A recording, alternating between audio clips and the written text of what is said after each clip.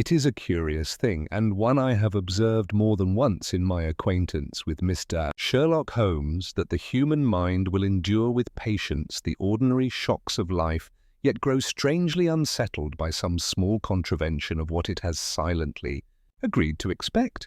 A man will hear of a murder in Whitechapel and finish his breakfast. He will read of a train wreck at Potter's Bar and still polish his boots. But let him observe, quite by accident, that a familiar clock has begun to lose a minute a day, or that his own shadow falls at an angle it ought not, and he is possessed at once by an uneasiness disproportionate to the fact. It was precisely this quality of disquiet, born not of violence but of impossibility, which marked for me the commencement of what I have since entitled the case of the midnight visitor who left no shadow. The fog, which in those days seemed to take a proprietary pleasure in laying siege to London, had drifted down upon Baker Street in the late afternoon with a slow, insinuating certainty, as if it had been summoned by some unseen hand to lend secrecy to the affairs of men. The gas lamps glowed as blurred yellow moons within a shifting sea of grey. Hansoms emerged and vanished as though the streets were a conjurer's cabinet, and the very sound of the city, the rumble, the hoofbeat, the distant cry, came muffled as if the world were wrapped in thick cloth. We had dined early, for Mrs. Hudson had secured a joint of beef at a price that suggested either providence or larceny, and Holmes, in a mood of rare domestic concession, had praised her Yorkshire pudding, with a gravity which rendered the compliment almost comic. Yet the moment the last crumb had been removed and the coffee brought, he returned with the abruptness of a man stepping across a threshold to that singular condition of mental absorption which was to him as natural as sleep to other men. He lay at full length upon the sofa, his long, nervous figure stretched like a bow at rest, his hands folded behind his head, his grey eyes fixed upon the smoke wreaths that rose lazily from his pipe and merged with the fog beyond the window. I sat opposite, with a medical journal upon my knee, and made the pretence of reading while, in truth, I watched him. For there are few spectacles more fascinating than the working, however silently, of that extraordinary brain. "Watson," said he presently, without moving his eyes from the ceiling, "you have, I observe, been in a warm room with a smoky fire within the last 2 hours."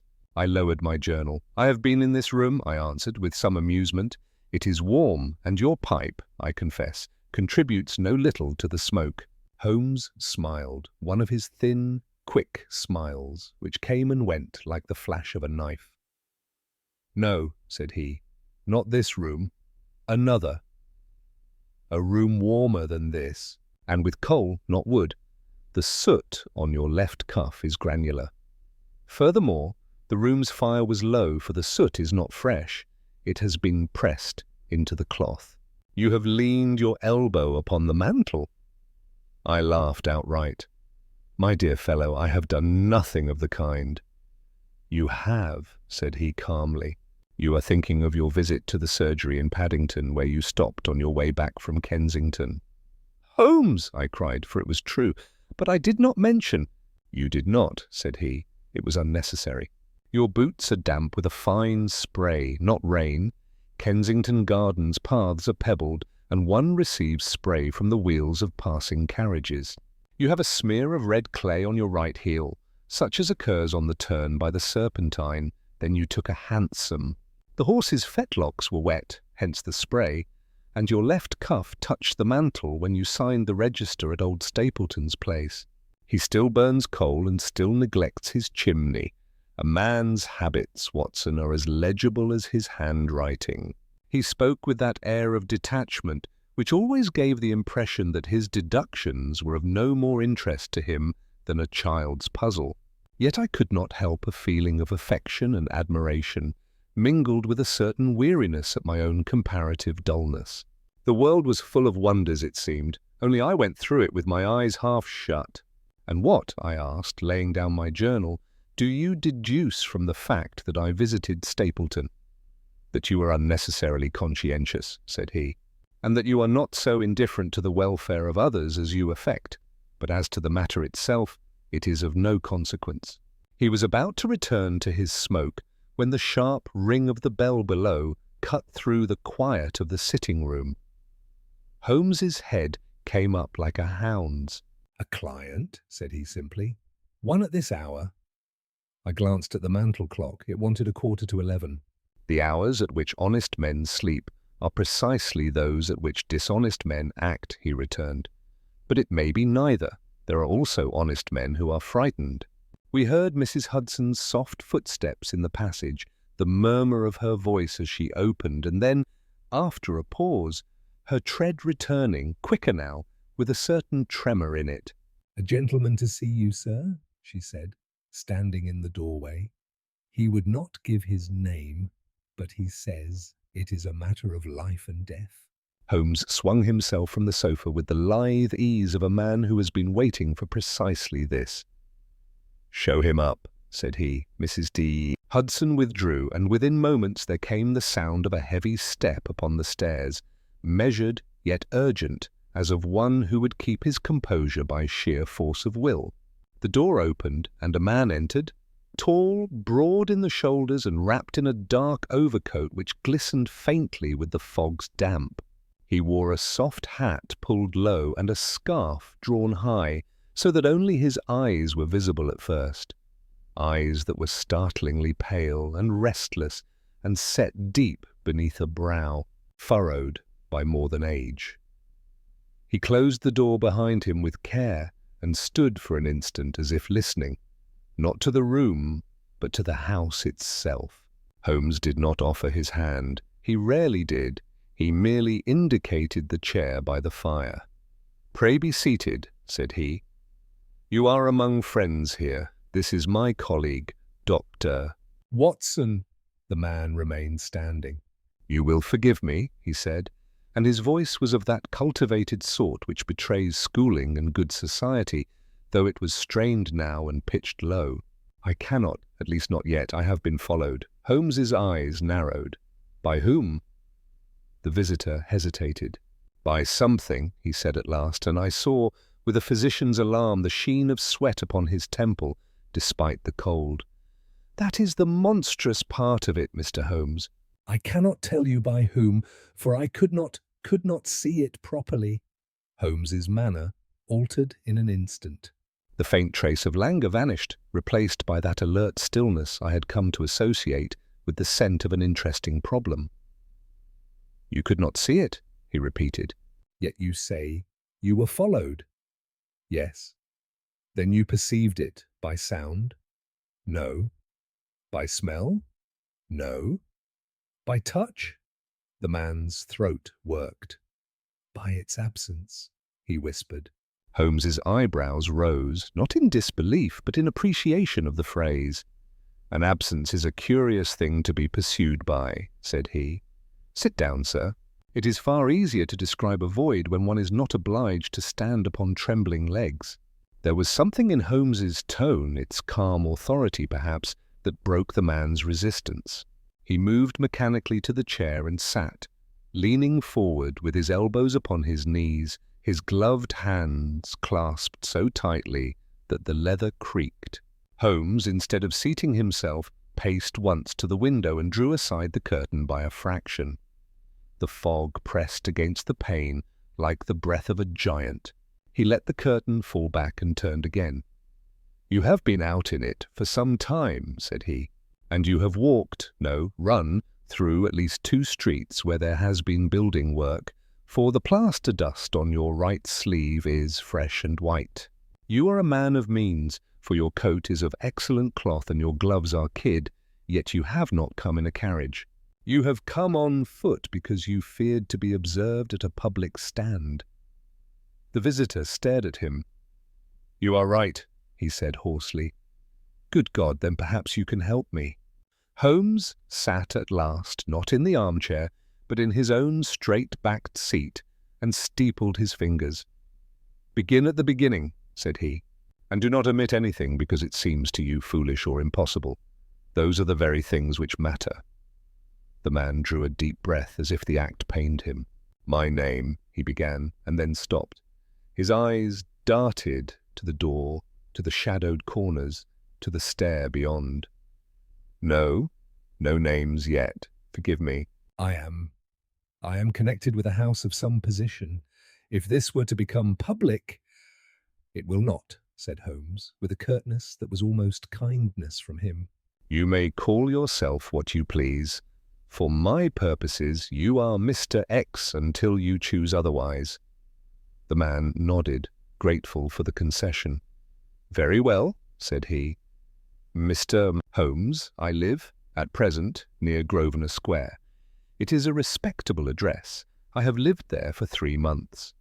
And before that? Holmes asked. The man's jaw tightened. Abroad, he said shortly. Holmes inclined his head as though he had expected no other answer. Continue.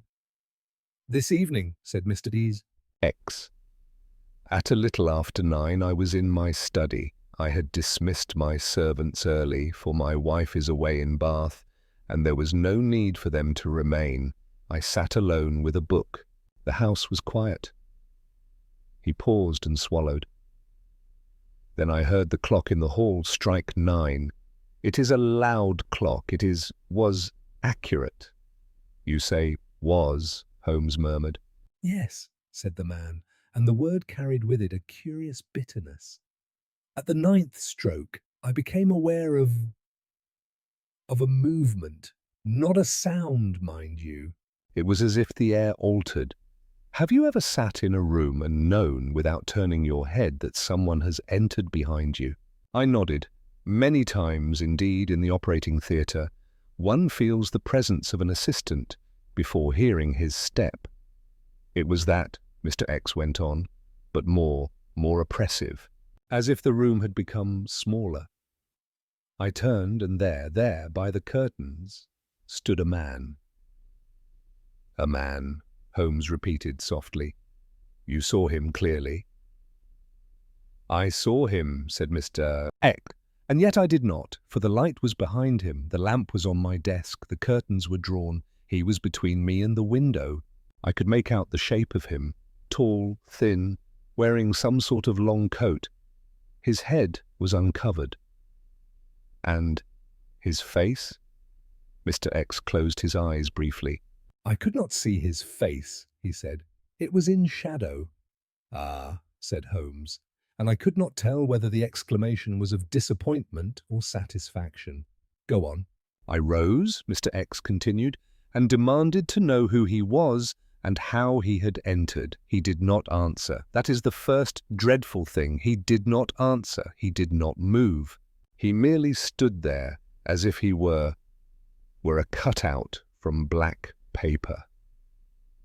I felt a chill, which had nothing to do with the fog. I took a step toward him, Mr. X said, and then, Mr. Holmes, I swear it by all I hold sacred, I saw that he cast no shadow. Holmes's fingers remained steepled, but his eyes sharpened to points. No shadow, said he. In lamplight. Yes, the lamp was bright. It threw my own shadow upon the carpet, and the chair's shadow, and the shadow of the inkstand, and the very pen I held. But he stood between lamp and wall and cast nothing. The wallpaper behind him was lit as though nothing obstructed it. It was impossible. Impossible things occur, said Holmes, when we mistake the nature of what we see. Did you move the lamp? Did you alter the angle? I did, cried Mr. X. In my terror I snatched the lamp and held it high. I moved it nearer. I lowered it. I watched the carpet. Nothing, no outline, no darkening. It was as if he drank the light.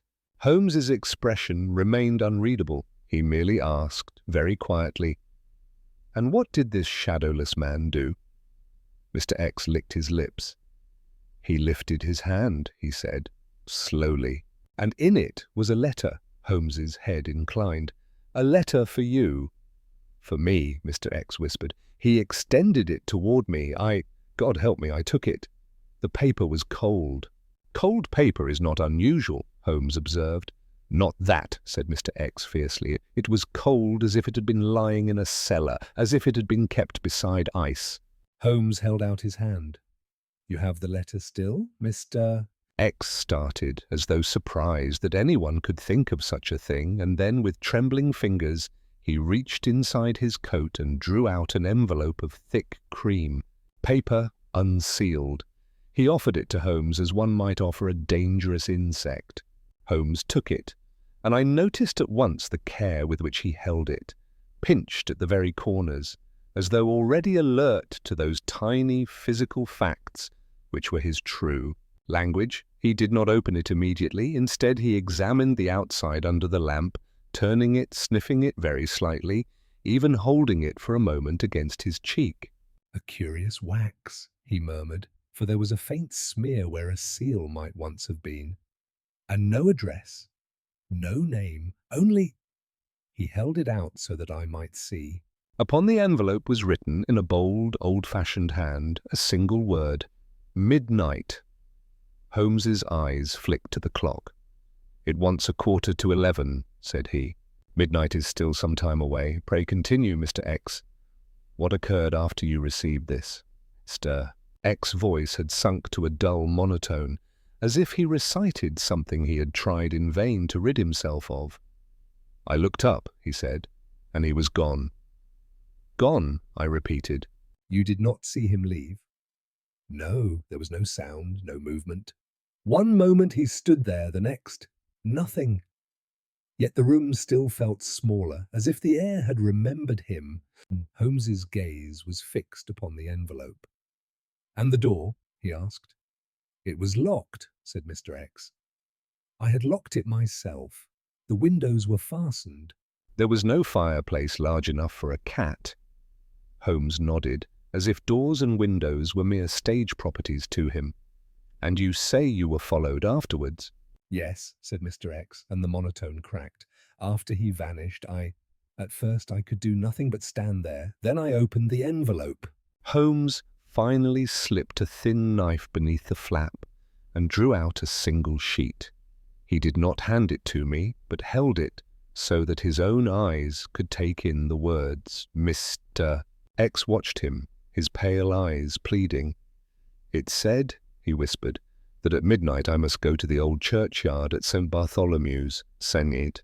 Bartholomew's the Lesser, near Smithfield, and stand by the third tomb on the left, the one with the broken angel." Holmes's eyes lifted. "That is what this says," he confirmed.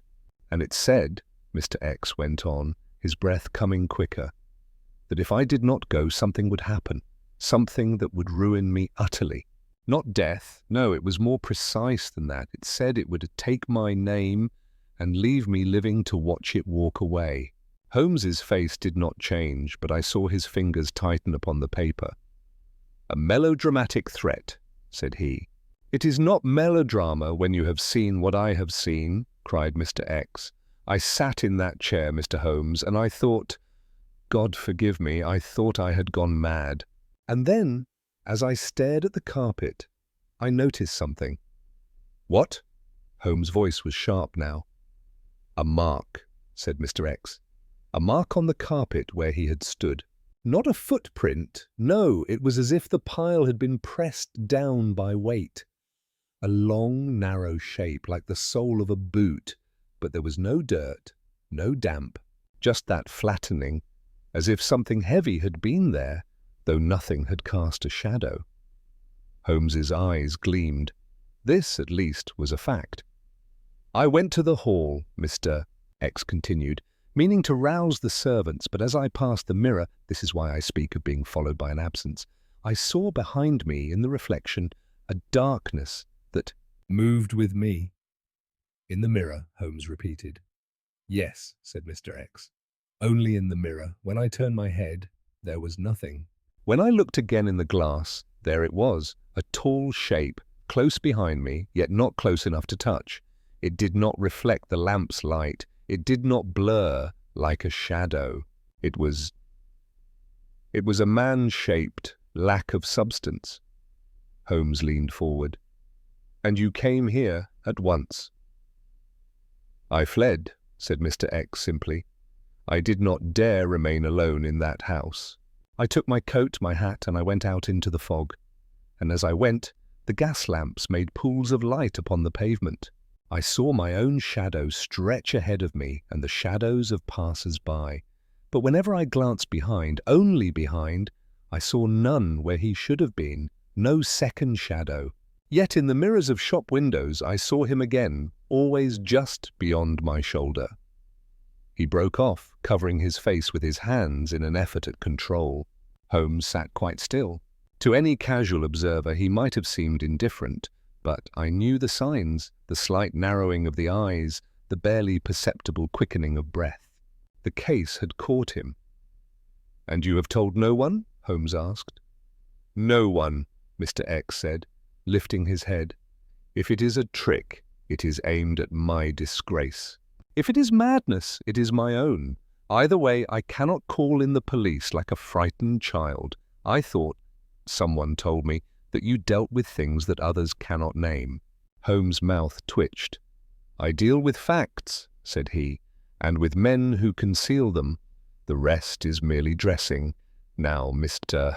X, I will ask you a question, and you will answer it as plainly as you can. Do you know why you were approached tonight, Mr. X?" hesitated again, and I saw that his fear was not only of a shadowless visitor, but of his own memories. "At first," he said slowly, "I thought it was robbery. Then I thought it was blackmail, but now, after that line about my name—" "Yes?" Holmes's voice was as gentle as I had ever heard it. Mr. X swallowed. "I have enemies," he said. "Not the sort that curse you in the street, the sort that smile and bow and remember. Men I wronged, men who would rather ruin me than profit from it." Holmes nodded once. "Then we shall discover which man," said he. He rose, brisk now, and crossed to the bell-pull. "Watson, you will come with me." "Of course." Holmes rang, and Mrs. Hudson appeared. "Mrs. Hudson," said Holmes, "we shall require a cab at once. Tell the driver to be ready within 5 minutes."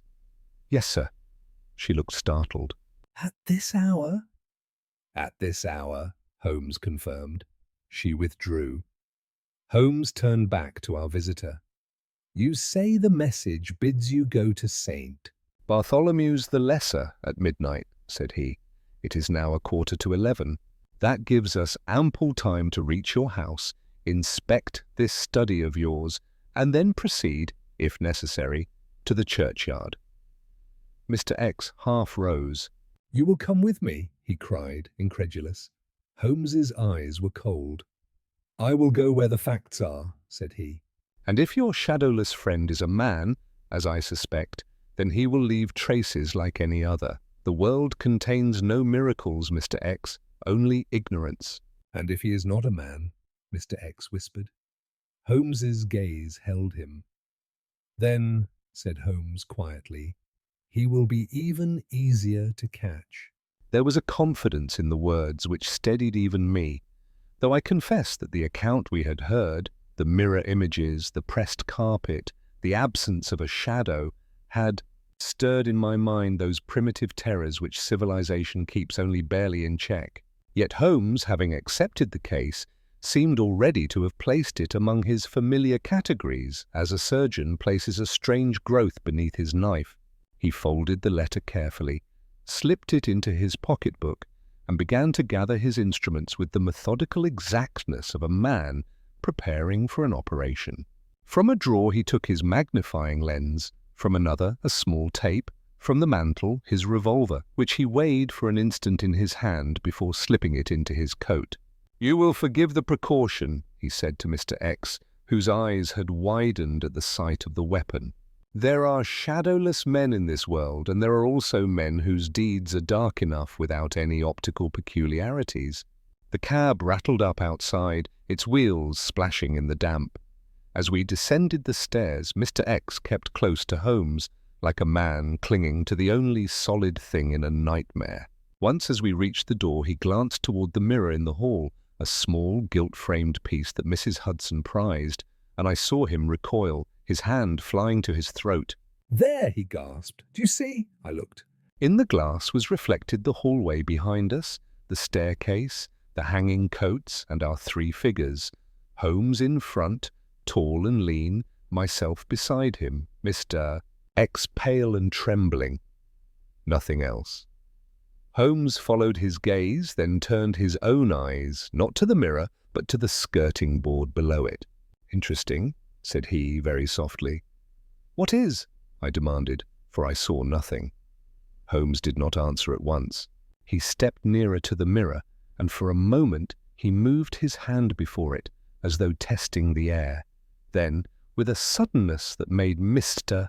X start back, Holmes dropped to one knee and examined the floor. "There is dust here," he said. "Yes," I replied. "Mrs. Hudson is not that dust," said Holmes sharply. "The fine grit from the street. It has been disturbed. Do you observe, Watson, a narrow sweep, like the edge of a coat? Something brushed here recently." He rose again, his face composed. "Come," said he, "we have no time to lose." And so we plunged into the fog and the night, leaving behind the warmth of Baker Street for the cold uncertainties of a case which began not with blood upon a blade, but with a man who stood in lamplight and left behind him, so it was said, no shadow at all. The cab's lamps were but two blurred sparks in a world of grey, and the horse's hooves struck the stones with that muffled, hollow sound which the fog always lends to London's streets. Mr. X sat with his shoulders hunched, his eyes fixed upon the narrow pane before him, as though he expected some dark figure to appear there and blot out even that meagre light. Holmes, by contrast, had already fallen into silence, the active, listening silence which meant that his mind was travelling swiftly while his body remained still. From time to time he leaned forward to tap upon the glass with a long finger, and I knew that he was noting our turns by the quality of the pavement and the pitch of the wheels. "You say you have lived there 3 months," said he at last, without looking away from the window. "Yes," Mr. X answered, "since Michaelmas." "And in that time, no strange occurrences, no letters, no servants dismissed without cause?" "None," said Mr. X, and then, after a hesitation, "There were small things. A drawer left open, a book misplaced, but I put it down to the maids." Holmes made a little sound of impatience. "Small things are often the only honest things in a man's account," said he. "We shall see." The cab swung sharply, the horse snorting as it took the corner. A gust of colder air found its way through the ill-fitting door, and with it came the distant clang of a bell and the faint, greasy smell of the river. We were passing through that belt of streets which lie between the Strand and the City, where commerce and respectability meet in a perpetual jostle. Holmes's head turned slightly, as if he had caught some clue upon the wind, but he said nothing. Mr. X suddenly gripped my sleeve. "Dr. Watson," he whispered, and his voice shook. "Do you believe in—" "In what?" I asked. "In things that are not natural." I glanced at Holmes, but he did not appear to have heard. His profile in the lamplight was like carved ivory, intent, cold, composed. "I believe," I said carefully, "in things which have causes. Whether those causes are known to us at first is another matter." Mr. X's fingers tightened until they hurt. "Then you have not seen what I have seen." Holmes' voice cut in, crisp as a razor. "You will do well, sir," said he, "to see only what is there. Fear has a way of making mirrors more imaginative than honest." Mr. X sank back, chastened. The rest of our journey was made in silence. At last the cab slowed, turned, and drew up before a tall, narrow house of yellow brick with white stone steps and a black iron railing. Even through the fog one could sense the comfortable wealth of the place, the gleam of polished brass upon the door, the neat symmetry of the windows, the faint glow of a lamp within the hall. It was the sort of house where one expects tranquility and order, and for that very reason the idea of a shadowless intruder seemed the more grotesque. Mr. X paid the cabman hastily and all but stumbled up the steps. Holmes caught his arm. "Not so fast," said he. "You told me you dismissed the servants early." Is the house empty now? Yes, Mr. X said. Except myself. Holmes's eyes flicked to the area railings, to the basement grating, to the upper windows which were lost in the fog. Then we enter with caution, said he. Watson, you will keep behind me, and you, sir, will do precisely as I tell you. If this is a trick, it will be designed to hurry you. He took from his pocket a small electric torch, one of those new devices which he had procured from an acquaintance in the scientific world, and tested it briefly, the pale beam, cutting a thin path through the mist. You carry such a thing? Mr. X murmured, half in awe. London is dark, said Holmes dryly, and men who wish to hide in it are darker still. Mr. X produced a key with fumbling fingers and unlocked the door. The hall within was dim, lit only by a single gas jet whose flame hissed faintly. The air had that particular smell of closed houses, polish, fabric, and the faintly animal warmth of carpets. Holmes stepped in first and paused at once, his head slightly cocked. What is it? I asked. Listen, said he. At first I heard nothing but the faint hiss of the gas, and beyond the door, the distant rumble of the city. Then, very faintly, there came a sound from above, a soft, intermittent creak, as of wood under a shifting weight. Mr. X gave a strangled exclamation. There, he whispered. Do you hear? He is here! Holmes raised a hand for silence. He moved forward with extraordinary noiselessness for so tall a man, his feet finding the edges of the carpet where it met the boards. He placed the torch between his teeth and, bending, examined the runner.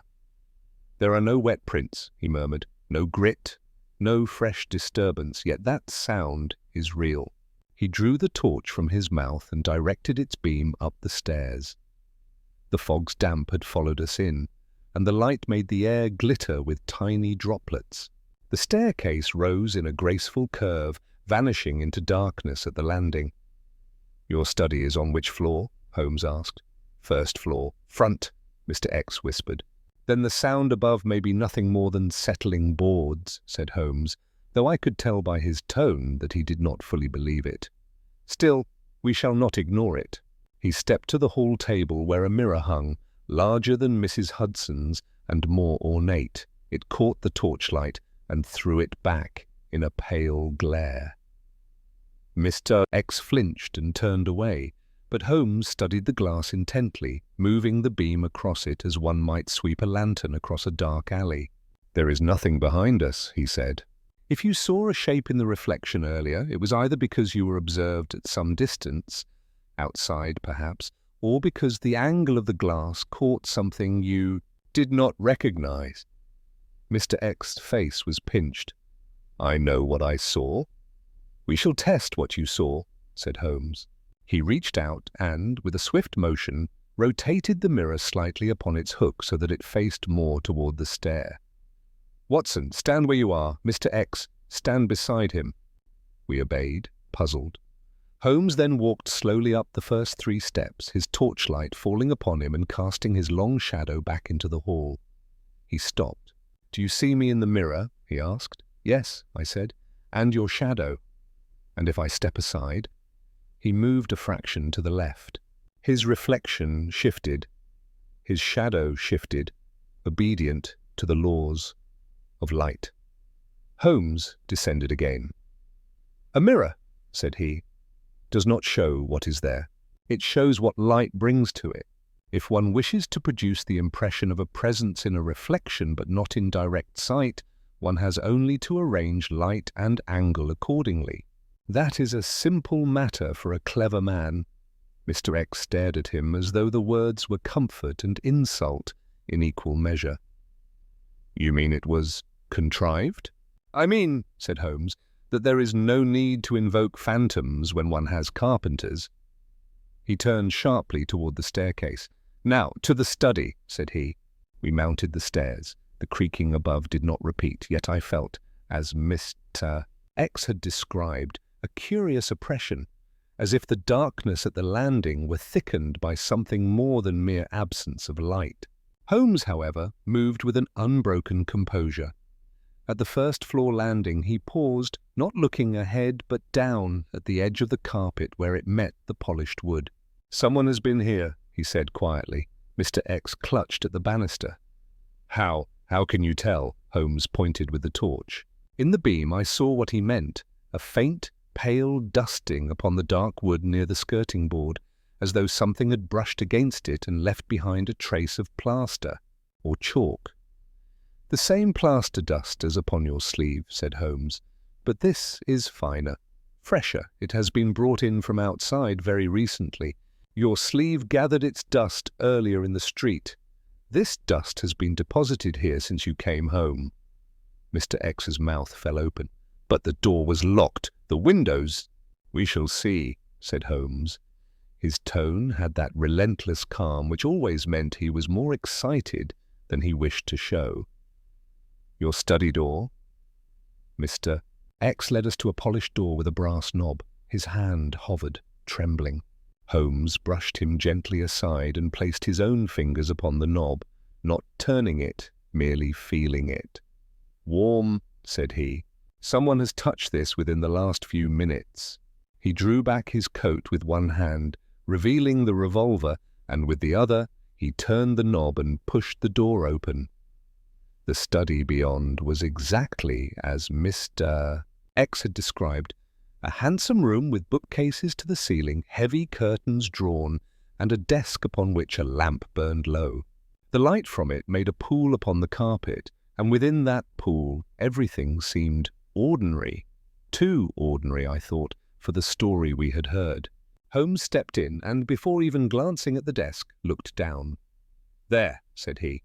Upon the carpet, close to the curtains, the pile was indeed pressed down in a long, narrow shape, as if a man had stood there with his weight distributed evenly, and yet, most strikingly, there was no mark of dirt, no damp, no grit. It was the clean impression of pressure alone. Mr. X gave a low moan.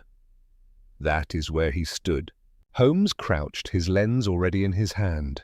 He examined the flattened fibres with such intensity that I could almost forget the eerie nature of the case in the familiarity of his methods. "A boot," he murmured. "Narrow. Continental, perhaps, judging by the taper. And the heel, yes, there is the faintest trace, not mud, something dry, fine powder." He touched a fingertip to it, then brought it to his nose. "Lime," he said softly, "or chalk." "And what does that mean?" I asked. Holmes straightened, and in the lamplight his eyes had that peculiar brightness which always came when the chase was truly begun. "It means," said he, "that your visitor did not leave no shadow because he was not there.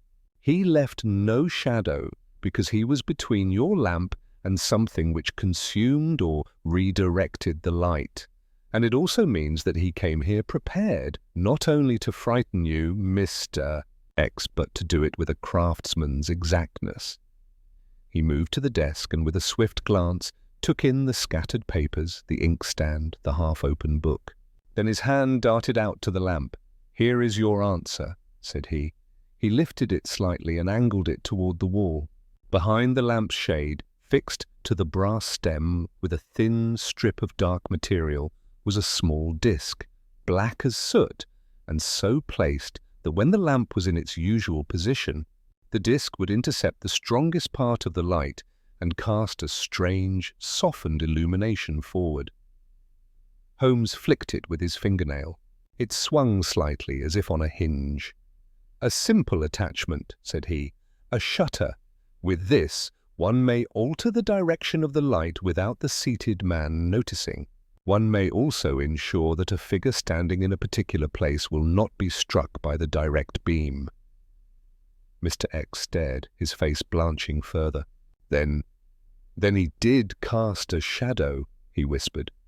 "He cast one," Holmes corrected, "but not where you expected to see it." He pointed to the wall near the curtains. In the lamplight, faint but unmistakable, there was a darker patch upon the wallpaper, as if something had stood there repeatedly, its outline not sharp but blurred. "A shadow," I breathed. "A shadow," said Holmes, "which you did not observe because your attention was fixed upon the carpet, and the furniture. The human eye sees what it expects to see. When it is told there is no shadow, it looks for it in the usual places and misses it in the unusual. Mr. X sank into a chair as if his legs had ceased to function. "It was a trick," he murmured, half in relief, half in humiliation. A trick, yet still, how did he enter? How did he vanish? Holmes's gaze travelled to the curtains. "That," said he quietly, is the more interesting question." He crossed to them, and with a sharp tug, drew them aside. The window was closed, the latch was fastened. The glass was misted with damp, and beyond it the fog swirled like smoke. Holmes leaned close, running his fingers along the frame. "No forced entry," he said. "No tampering with the latch, and yet—" His hand stopped. He pressed upon the lower panel of wood beneath the sill. It gave not with the solid resistance of a fixed board, but with a faint, yielding movement, so slight that I would never have noticed it. Holmes smiled, very thinly. "A carpenter," he murmured again, "and a clever one." He straightened and looked at Mr. X.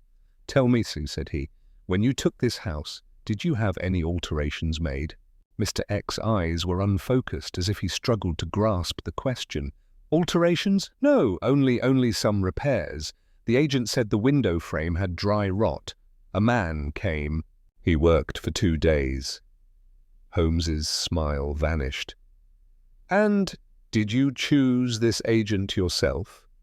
"No," said Mr. X weakly. "It was recommended." Holmes's face hardened into purpose. "Then, Watson," said he, "we have the beginning of our chain. Mr. X, your midnight visitor, is no ghost. He is a man with access to your house and with knowledge of your movements. The appointment in the churchyard is not a superstition, but a rendezvous, and we have just under 1 hour to discover whether you are to be robbed, ruined, or—" He broke off. In the sudden silence that followed, we heard it again, the soft creak from above, nearer now, as of a weight shifting upon the boards immediately over our heads. Mr. X half rose, his eyes wild. "There!" he choked. "There!" Holmes raised a finger for quiet, but this time his own face had changed. It was no longer merely attentive. It was intent, predatory. "Extinguish the lamp," he whispered. I reached out and turned down the gas until the study fell into darkness, save for the pale thread of Holmes's torch.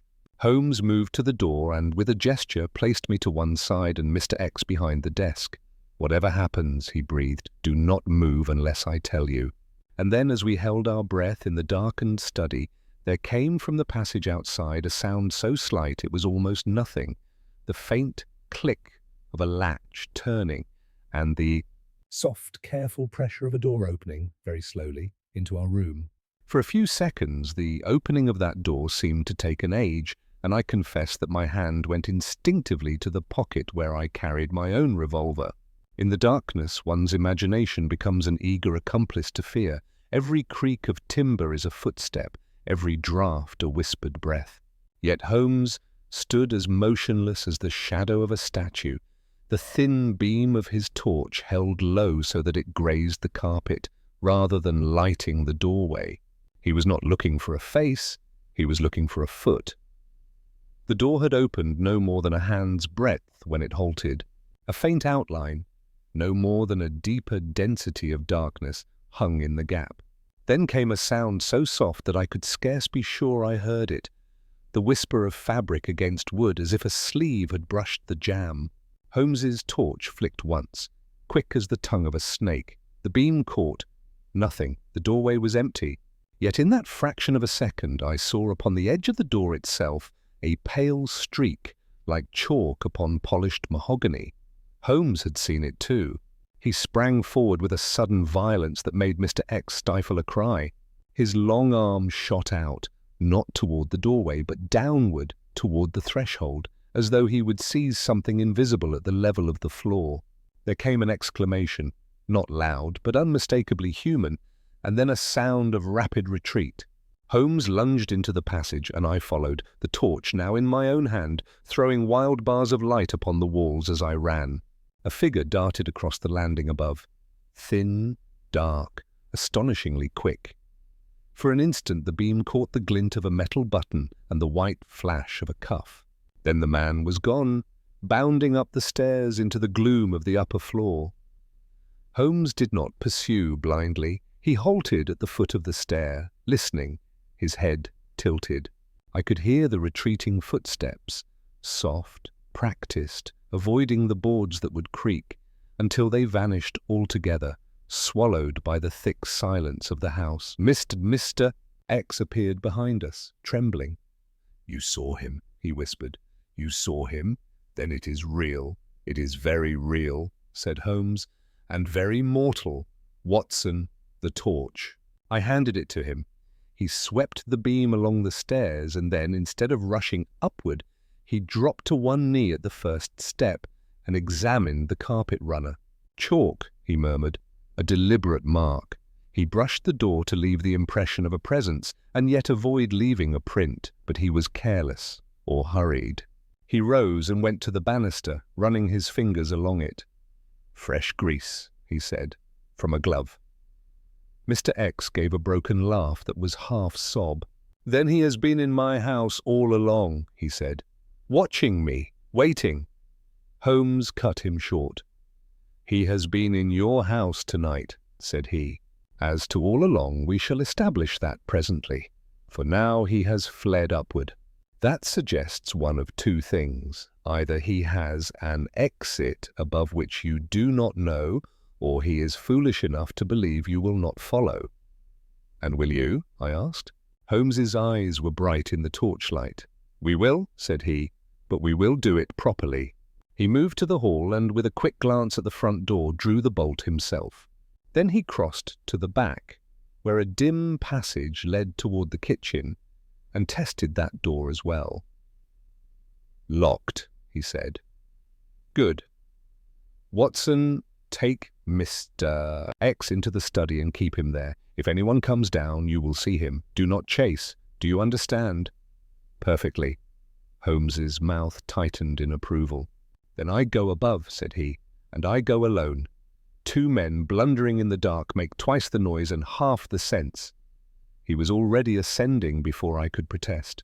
I took Mr. X back into the study, relit the lamp a fraction, for I would not sit in complete darkness with a frightened man, and placed him in the chair nearest the door. He obeyed like an obedient child, his eyes fixed upon the passage beyond, as though the very air might solidify into that shadowless shape. Minutes passed with an intensity that made each second stretch. I listened to the faint sounds above. Once, the soft scrape of wood. Once, a dull thud. Then silence so profound that I began to wonder whether Holmes had indeed gone upstairs or vanished like our mysterious visitor. Then, very faintly, a sound came down to me, a single, sharp rap, as of knuckles upon wood. Holmes' signal. I left Mr. X with a curt instruction not to move and stepped into the hall. The torch beam from above swung once, twice, and then Holmes's figure appeared at the top of the stairs, descending with that controlled swiftness which always told me he had found something of interest. He reached the landing and beckoned me upward. "Bring the lamp," he whispered, "and leave our friend where he is." I returned, took the lamp from the desk, and carried it carefully up the stairs, shielding the flame with my hand. Holmes led me along the corridor to the second floor. The air here was colder, and the fog had found its way through some ill-fitting window, leaving a damp chill upon the wallpaper. Holmes stopped before a door at the rear. "This room is not in use," he murmured. "It is a spare bedchamber," I replied, for Mr. X had mentioned such earlier in his account of the house to me while Holmes worked. Holmes pushed it open. The room was bare, a covered bed, a wardrobe, a chair. Yet the lamp's light at once picked out something that did not belong to such quiet vacancy. Upon the floor near the skirting lay a small scatter of white powder, as though someone had shaken a bag of flour. And beside it, more telling still, was the faint outline of a boot print. Holmes crouched, his lens out once more. "You see?" he whispered. The print was narrow, the heel small and slightly angled. The powder in the tread caught the light. It was chalk indeed, or lime, something dry and fine. Holmes's finger traced the edge of it without touching. "He uses powder to deceive," said he, "to leave marks where he wishes them to be seen, and to conceal marks where he does not. A stage magician's trick, Watson. Chalk on the fingers to make the coin appear where it was never placed." He rose and crossed to the wardrobe. The door was closed, yet the keyhole showed a glint as though something metallic had been inserted. Holmes turned the knob and pulled. The wardrobe opened, and the smell that came out was stale and earthy like damp stone. Inside, hanging upon the peg, was a dark coat, long, thin, of excellent cloth. Its hem was dusted white. Beneath it, on the floor of the wardrobe, was an object that made my stomach tighten, a narrow wooden frame about the length of a man's forearm, with a stretched sheet of blackened material across it, like a photographer's hood or a piece of theatrical apparatus. A small hinge allowed it to fold, and at one end was a clasp of brass. Holmes lifted it delicately. "The light shutter," he murmured, "or one of them. He has practiced this. He has portable means of altering the light in any room." "And the coat?" I asked. Holmes did not answer at once. He held the coat by its collar and examined it under the lamp. There was no dust upon the shoulders, no wear at the cuffs, as though it had been kept for occasional use rather than daily. The lining, however, bore something more interesting, a tiny tear at the inner pocket, from which protruded the corner of folded paper. Holmes eased it out and unfolded it. It was a handbill, printed in bold type, the paper cheap and yellowed. Across the top, in letters meant to arrest the eye, was the name of a theatre, one of those smaller establishments near Drury Lane which catered to sensation and spectacle. Holmes's eyes flicked over it. "A performance," he said softly. "A man who works with light and shadow. That narrows our field considerably." He turned the bill so that I might see. In the list of attractions, one stood out, underlined in ink as though someone had marked it for attention. "The phantom without a shadow, a new illusion of singular dread." Holmes's thin smile returned. "Our visitor," said he, "is not a ghost, Watson. He is an artist." "And yet," I replied, "an artist who breaks into houses and issues threats." Holmes folded the bill and slipped it into his pocketbook beside the letter. "An artist," said he, "in the employ of a very practical villain." He moved past me to the window. The glass was damp, and beyond it the fog pressed close. Holmes lifted the sash an inch. Cold air flowed in at once. "You smell that?" he whispered. I sniffed. There was the dampness of fog, the faint soot of London. But beneath it, sharper, there was the unmistakable tang of fresh-cut wood and varnish. Holmes's eyes gleamed. "He has an exit," said he, "and it is new." He set the lamp upon the window ledge and ran his hands along the frame. At the lower corner his fingers found something, some slight irregularity. He pressed. A panel in the wall beside the window, no larger than a book, shifted inward with a faint click. Holmes's breath hissed through his teeth. "A concealed latch," he murmured. "Installed recently? For what purpose, I wonder?" He drew the panel open. Behind it was darkness and a narrow gap, and then faintly the cold draught of an enclosed space. "A passage," I said. "A passage," Holmes confirmed, "into the walls of Grosvenor Square, and our man has just gone into it." From below, far off, came the chime of a clock striking the half-hour. 11:30. Holmes's face tightened. "We have 30 minutes to midnight," he said. "And now we know, while Mr. X was meant to be lured to a churchyard, someone else intended to move through his house like a shadow through a wall. He looked at me, and in his eyes was that fierce clarity which always preceded decisive action. "Watson," said he, "go down at once. Lock Mr. X in his study if you must, but keep him from leaving this house. Then bring him out and bring him here. I want him to see this passage. And I want to know, before midnight, what it was built to reach." I did as Holmes directed, though every instinct urged me to remain where the mystery was thickest. I descended the stairs at speed and found Mr. X still seated, exactly as I had left him, his hands clenched upon the arms of the chair, his eyes fixed upon the door with a look of hunted expectancy. "He is gone, is he not?" he asked hoarsely before I could speak. "For the moment," I replied. "But you are to come with me. Holmes has found something." The word found acted upon him like a stimulant. He rose at once, clutching his coat about him as though he feared the very walls might reach out and seize him, and followed me upstairs with the docility of a man who has surrendered his own judgment. Holmes stood waiting by the open panel, the lamp in his hand, throwing sharp lines of light across the narrow opening. He did not look at Mr. X immediately, but at his face reflected faintly in the glass of the window. "You are familiar," he said, "with every room in this house?" "Yes," Mr. X replied. "Or I thought I was. And with the houses adjoining yours?" "No," said Mr. X.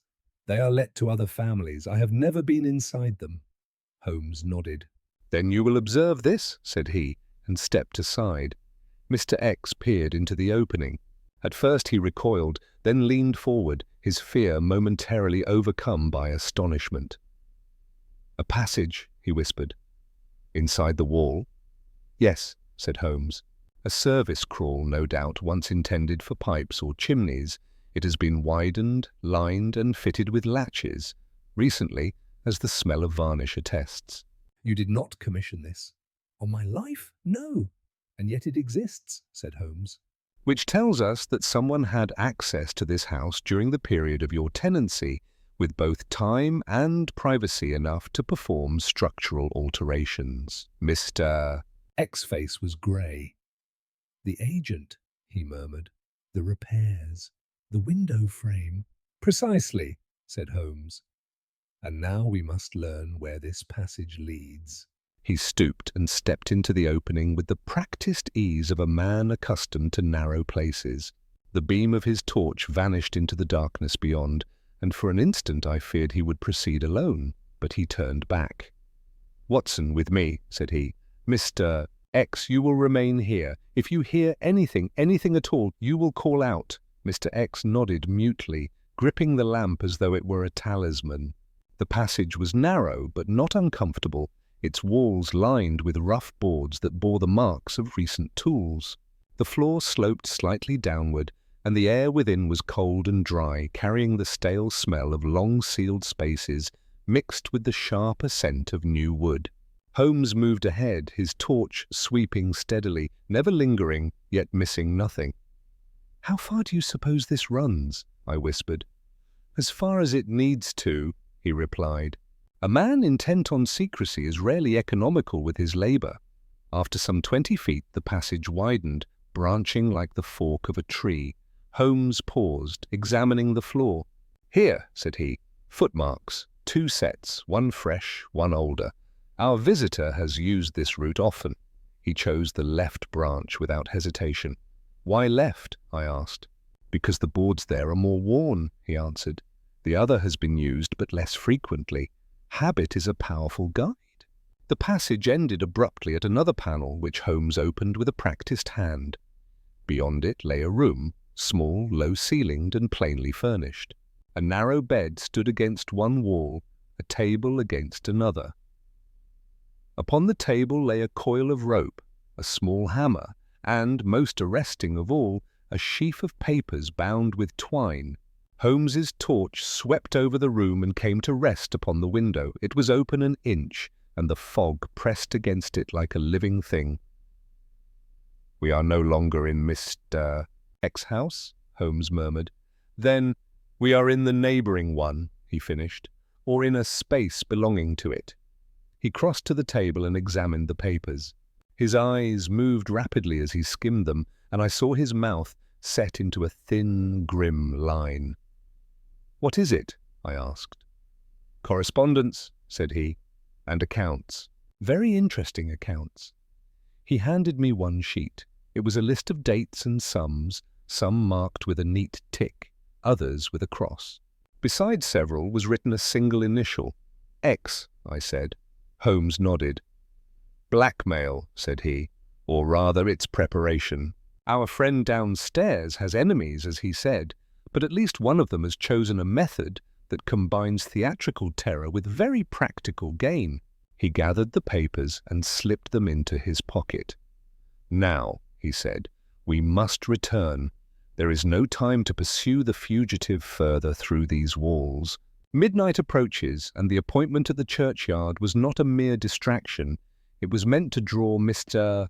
X away while this room was entered, and these papers, had we not intervened, removed." We retraced our steps and emerged once more into the spare bedchamber. Mr. X was waiting, his eyes darting from Holmes's face to the opening behind him. "Well?" he demanded. Holmes did not answer at once. He closed the panel carefully and tested it, ensuring it lay flush with the wall. "You are fortunate," he said at last. 10 minutes more, and you would have been ruined beyond hope of recovery." Mr. X staggered. "Ruined? How?" Holmes met his gaze steadily. "By your own secrets," said he. "But that explanation must wait. There is still a performance scheduled for midnight, and I do not care to disappoint the audience." He glanced at the clock on the mantel in the corridor as we descended. It marked 11:45. "We go to St. Bartholomew's the Lesser," said he. "Not because you were summoned there, Mr. X, but because the man who summoned you expects someone to be there.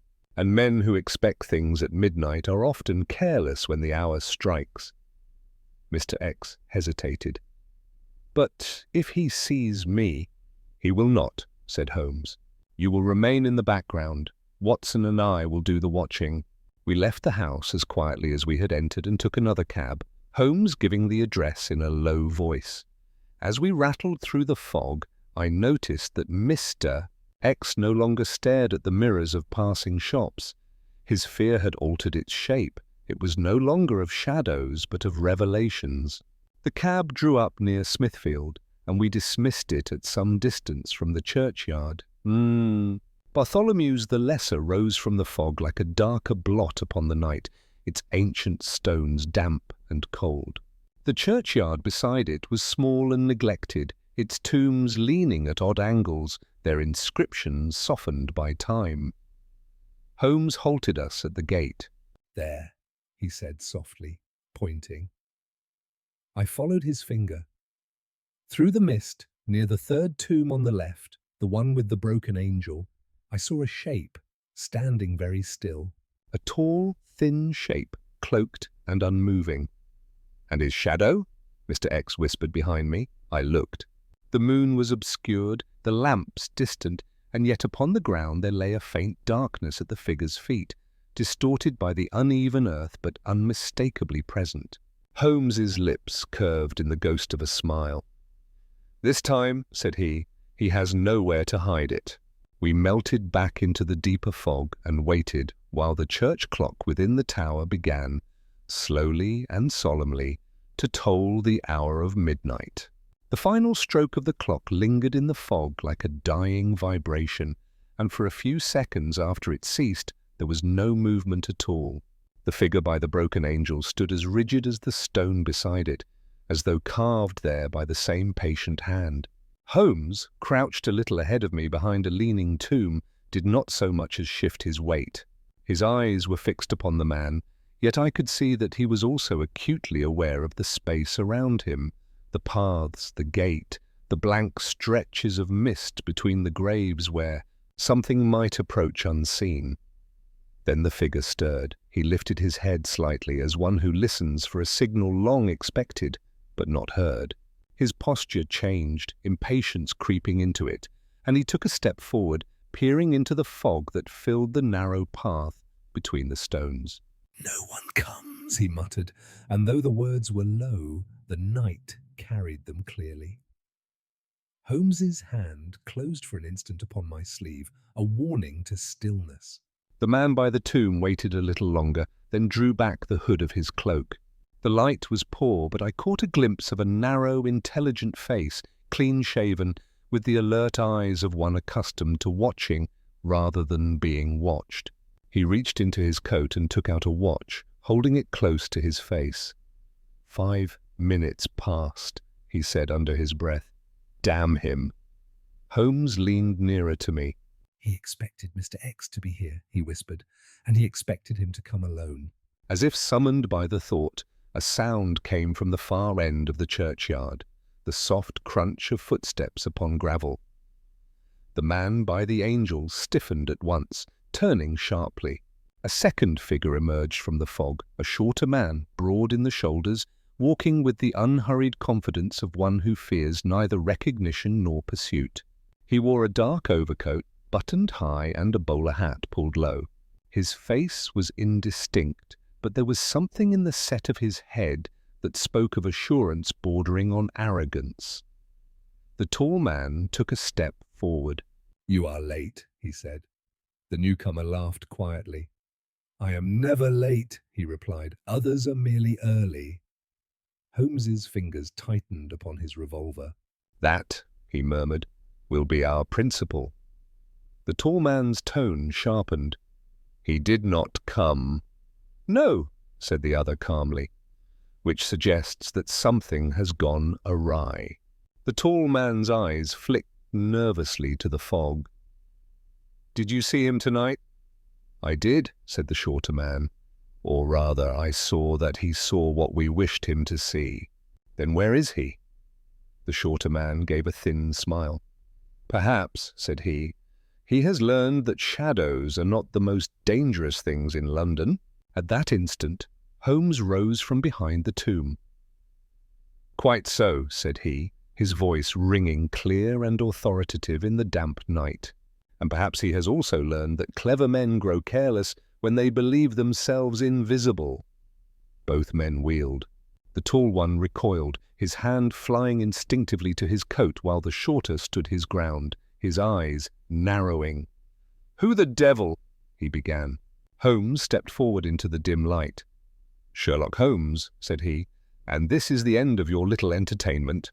The tall man bolted. He darted past the broken angel and made for the churchyard gate with astonishing speed, his cloak flaring behind him. Holmes did not pursue him. Instead, he took 2 rapid strides toward the shorter man, blocking his retreat. Stand still, said Holmes quietly. If your accomplice escapes, you may yet save yourself. The shorter man's gaze flicked toward the gate, then back to Holmes. His lips tightened. So, said he slowly, you have found the passage. Holmes smiled faintly. And the wardrobe, and the papers, said he, a most instructive collection. You chose your tools well, sir, but you made the mistake of trusting an artist. The man laughed, but there was no mirth in it. He was necessary, he said. Fear opens doors that force cannot. And greed opens others, Holmes replied. You had accounts, letters, proofs, enough to destroy Mr. X's reputation. Tonight was to be the final stroke. While he stood here awaiting a phantom, you would remove the last evidence from his house and leave him helpless. The man's eyes hardened. You cannot prove that. Holmes' hand dipped into his pocket and came out with the sheaf of papers. I already have, said he, and more besides. At that moment there came a shout from beyond the gate, followed by the sound of pursuit. Heavy feet pounded the stones. Holmes did not turn his head. Inspector Lestrade, he said conversationally, is a man of many faults, but punctuality is not one of them. The shorter man's composure cracked. You set me up, he snarled. I allowed you to proceed, Holmes corrected. There is a difference. Lestrade burst through the gate, lantern in hand, 2 constables behind him. He took in the scene in a glance. Holmes, he cried, we saw one man run. This fellow here is the one you want, Holmes finished. The other is merely an illusionist. Lestrade snapped his handcuffs on the shorter man with evident satisfaction. "You'll explain this at the yard," he said. "Both of you, if we catch the other." Holmes turned to me as the constables led their prisoner away. "The tall man will not escape far," he said. "He is dependent upon his tricks, and without preparation he is merely quick, not clever. Lestrade will have him before dawn." Mr. X emerged from the fog, pale but steady. "It is over?" he asked. Holmes nodded. "For you," said he. "Yes." Mr. X drew a long breath. "And the shadow?" Holmes's eyes rested for a moment upon the broken angel, its stone wings blackened by damp. "Shadows," said he, "exist only where there is light. You have been living in half-light for some time, Mr. X. Now you must decide whether you prefer illumination." Mr. X bowed his head. "I owe you everything," he said. Holmes waved the words aside. "You owe me nothing," said he. "You owe yourself honesty." We left the churchyard as the fog began to thin, the first hint of dawn paling the eastern sky. Holmes walked in silence, his hands clasped behind his back, already distant. "It was never a ghost," I said at last. "No," he replied, "only a man who understood how easily the eye may be deceived, and how much more easily the conscience." "And the shadow that left no shadow?" I asked. Holmes smiled faintly. "It was there all along, Watson," said he. "You simply had to look in the right place." The fog was thinning rapidly now, retreating in ragged wisps toward the river, and with its retreat, the night seemed suddenly ashamed of its own excesses. The churchyard lay revealed in all its small desolation. Damp stones, crooked railings, the broken angel's scarred face staring blindly toward a paling sky. Constables moved about with lanterns, their voices low and businesslike, while Inspector Lestrade supervised with an air of self-conscious importance. Holmes stood apart from it all, his long figure outlined against the greying mist, his attention fixed not upon the men, but upon the ground at his feet. He had knelt again as he had so often before, and was studying the churned earth near the tomb with a concentration that suggested the night's drama was not yet finished for him. "You are not satisfied," I said quietly, coming to his side. "On the contrary," he replied, "I am merely confirming satisfaction." He rose and brushed the damp from his knee. "The illusionist fled toward the Cloth Fair," he went on. "A narrow street, irregular paving. He would have left prints there, chalk or no chalk. Lestrade's men will find him." "As for the man they have taken," I said, glancing toward the inspector, who was interrogating his prisoner with more enthusiasm than method. "He is the spine of the affair," Holmes answered. "A financier of sorts, respectable in appearance, ruthless in practice. He learned something discreditable of Mr. Sir X some years ago, abroad, if I'm not mistaken, and has since been preparing this elaborate mechanism of terror in order to extract not money, but silence. The most expensive commodity of all." Mr. X approached us hesitantly, his coat drawn tight about him, his face bearing the exhausted relief of a man who has stood too long at the edge of ruin. "They have taken him away," he said. "Lestrade assures me the charges will be sufficient." "They will," said Holmes. "Conspiracy, burglary, blackmail. One might choose according to taste." Mr. X hesitated. "And the other?" he asked. "The man who frightened me?" Holmes's gaze lifted toward the gate, beyond which the street lay quiet. "He is already regretting his profession," said he. "Illusion depends upon preparation. Deprived of it, the illusionist is merely a runner with tired lungs." As if summoned by the words, there came a distant shout, then another. A lantern bobbed beyond the iron railings, followed by hurried footsteps. Within moments, a constable appeared, breathless. "Sir," he called to Lestrade, "we have him." Slipped on the stones by Long Lane, chalk everywhere, hands, coat, the lot of it. Lestrade beamed, his moustache bristling with satisfaction. "Well done," he cried. "Bring him along." Holmes allowed himself the faintest nod, as though a final piece had fallen into place precisely where he had expected it. The business of the arrests concluded, we made our way slowly from the churchyard. Mr. X walked between Holmes and myself, no longer clinging, but still clearly unwilling to stray beyond the orbit of the man who had restored his world to something like order. "You said," he ventured, "that I must choose illumination." Holmes glanced at him sidelong. "I said," he corrected, "that you must decide whether you prefer it." There is a difference. Mr. X flushed. You mean my past? Holmes stopped beneath a gas lamp whose flame had begun to gutter in the coming dawn. "I mean," said he quietly, "that blackmail feeds upon secrecy but survives upon fear. Tonight you have lost your fear. The rest is a matter of character." Mr. X bowed his head. "I will make things right," he said, "whatever the cost." Holmes inclined his head once, accepting the statement without comment. We parted from Mr. X at the corner, where a cab was waiting to take him to the yard for a formal statement. He grasped Holmes's hand, this time unrebuffed. "You have saved me," he said simply. Holmes withdrew his hand. "I have removed an inconvenience." "See," said he, "save yourself." When the cab drove off, Holmes turned toward Baker Street, his long strides already falling into that familiar rhythm which told me the case was, for him, complete. "You knew," I said, after we had walked some distance in silence, "almost from the beginning, did you not, that it was theatre?" "I suspected it," he replied. "The absence of a shadow is not remarkable. The deliberate display of its absence is. Men who wish to terrify do not usually take such pains unless terror itself is their instrument." "And the passage?" "An old trick," said Holmes.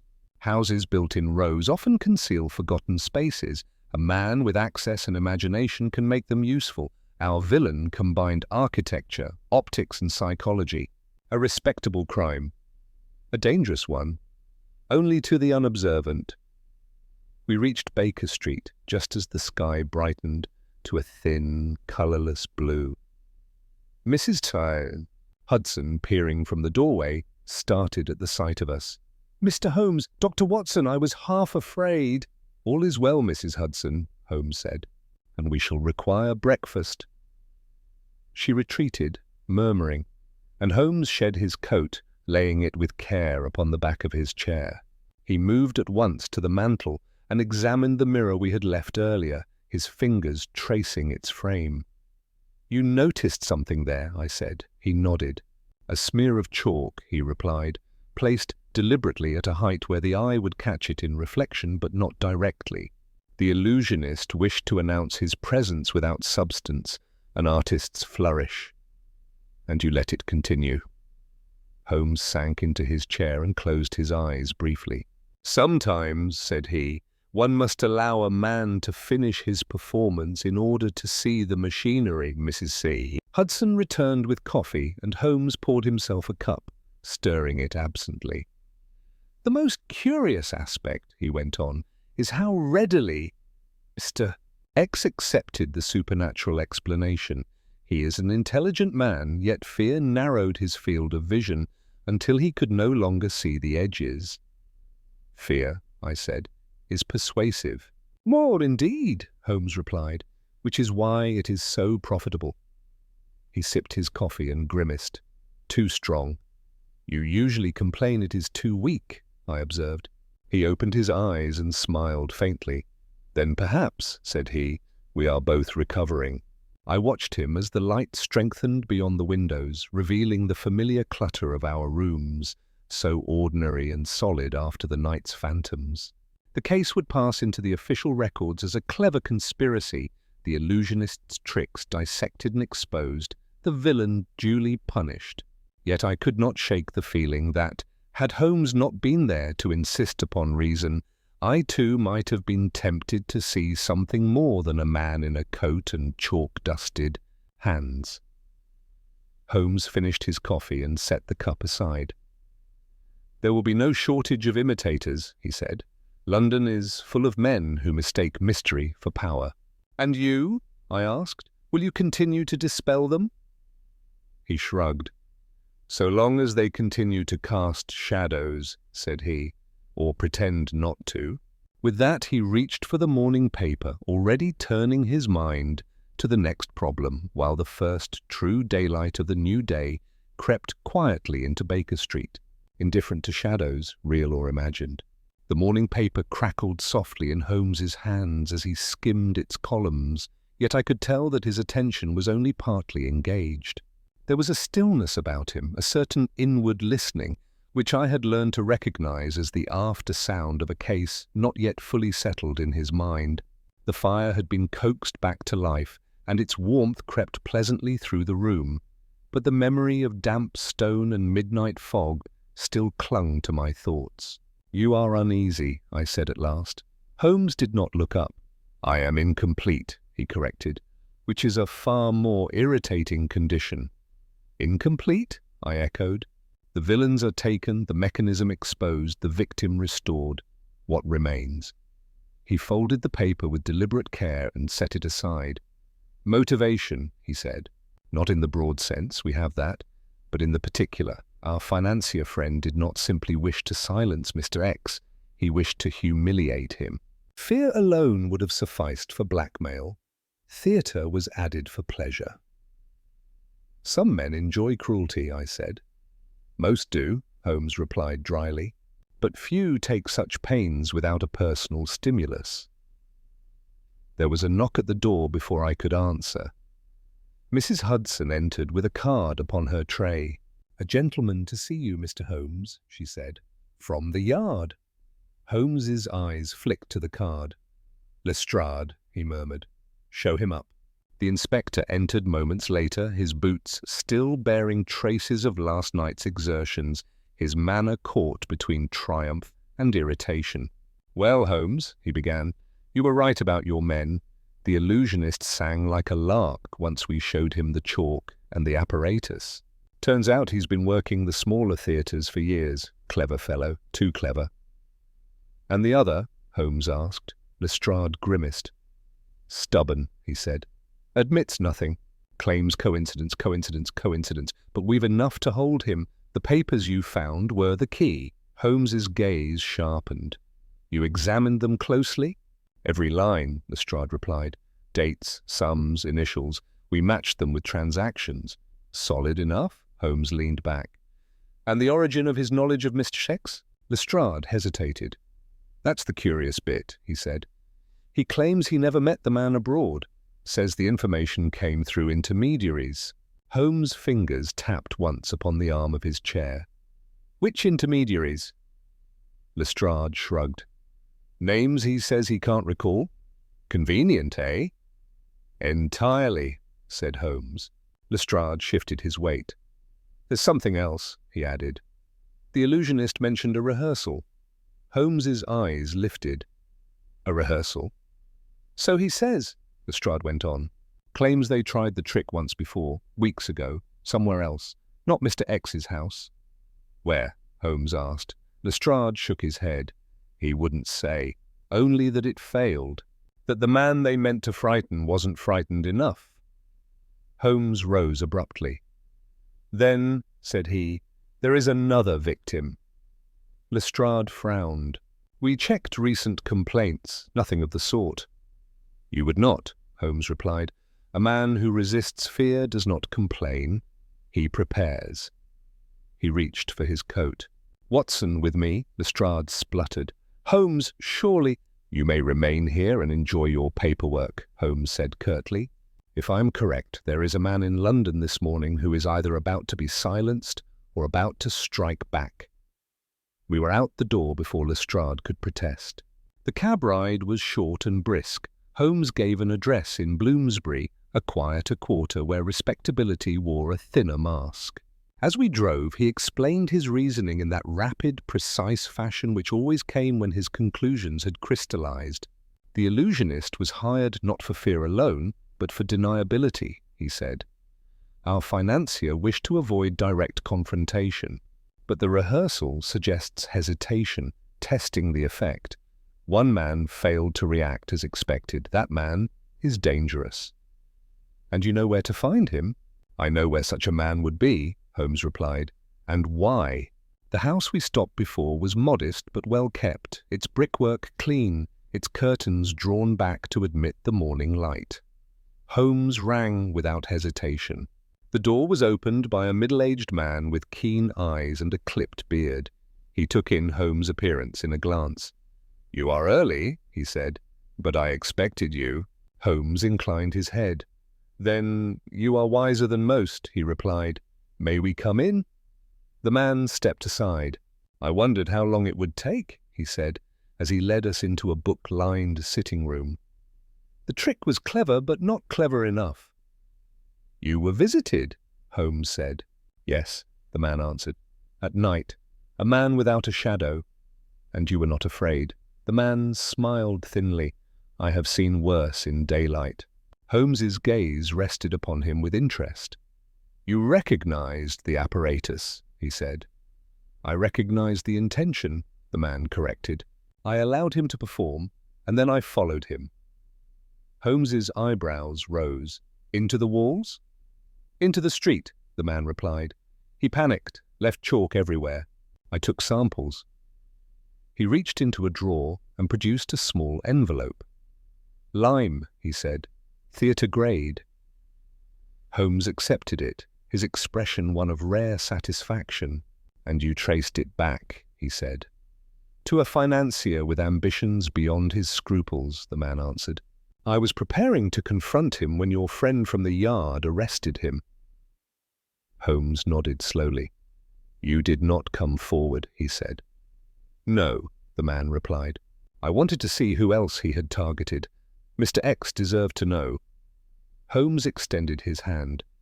"You have my thanks," he said simply, "and my apologies for the intrusion." The man shook his hand. "I prefer reason to fear," he said. It was refreshing to see it at work. As we returned to the cab, Holmes allowed himself a rare chuckle. "You see, Watson," he said, "the most effective antidote to illusion is not exposure, but indifference." "And the case?" I asked. "Is complete," Holmes replied, "in all its shadows." Back at Baker Street, the day had settled into its ordinary rhythms. Holmes resumed his seat by the fire, already distant once more. "There will always be men who try to frighten others into obedience," he said, "but there will also be men who refuse." "And you?" I asked. He smiled faintly. "I merely make the shadows visible," he said. "After that, men may choose how to walk among them." With that, he returned to his thoughts, and I to my notes, content that the mystery of the midnight visitor had been dispelled, not by superstition, but by the steady light of reason. The case might have ended there for a less exacting mind, but Holmes's satisfaction, once achieved, never lingered. By the afternoon he had abandoned the fire for the window seat, where he sat with his chin upon his hand, gazing down at Baker Street as though the cobbles themselves might offer a final footnote to the affair. I had resumed my notes, yet I found my pen pausing more often than not, for there was something in Holmes's stillness that suggested a thought not yet spoken. "You are not finished," I said. Holmes glanced at me, his eyes briefly amused. "On the contrary," he replied, "I am finished with them. It is the consequences that remain." "Consequences," I echoed. "Theatre," he said, tapping the glass lightly with a fingernail. "Illusion thrives not because men believe in it, but because they wish to. Remove one shadow and another takes its place. The financier will be replaced. The illusionist will find another stage." "And Mr. X?" I asked. Holmes' expression softened a fraction. "He will endure," he said. "Endurance, after all, is what fear tests." There was another knock at the door before I could pursue the thought. This time, Mrs. Hudson ushered in a young clerk from a solicitor's office, breathless and earnest, bearing a sealed envelope addressed in a firm, slanted hand.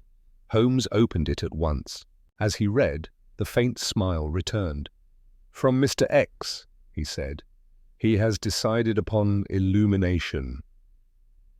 The letter was brief, but decisive. Mr. X had instructed his solicitors to make full disclosure of the matter which had rendered him vulnerable. There would be embarrassment, perhaps scandal, but no further leverage. "A brave choice, I said. "A necessary one," Holmes replied.